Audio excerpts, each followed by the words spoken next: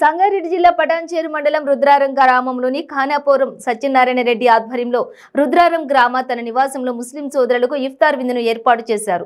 హిందూ ముస్లిం సోదర భావానికి ప్రత్యేకమైన పవిత్రమైన రంజాన్ మాసంలో ముస్లిం సోదరులు ఉపవాస దీక్షలు చేపట్టి ప్రత్యేక ప్రార్థనలు చేశారు. ఈ కార్యక్రమంలో గ్రామ యువ నాయకులు ఖానాపురం సత్యనారాయణ రెడ్డి, మాజీ ఎంపీటీసీ రామరెడ్డి, మాజీ ఆలయ కమిటీ చైర్మన్ నరసింహారెడ్డి, వార్డు సభ్యులు, యువసేన సభ్యులు, ముస్లిం సోదరులు తదితరులు పాల్గొన్నారు.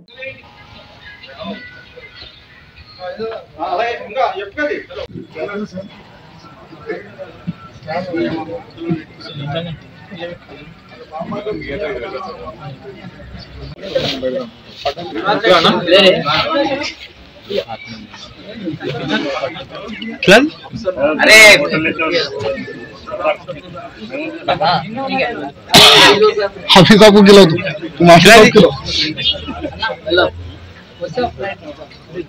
अरे लीजिए सर भी आओ। अरे भाई वो काम कर रहे हैं।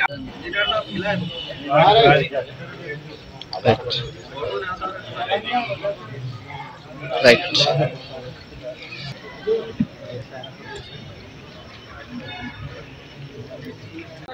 अरे चल रहे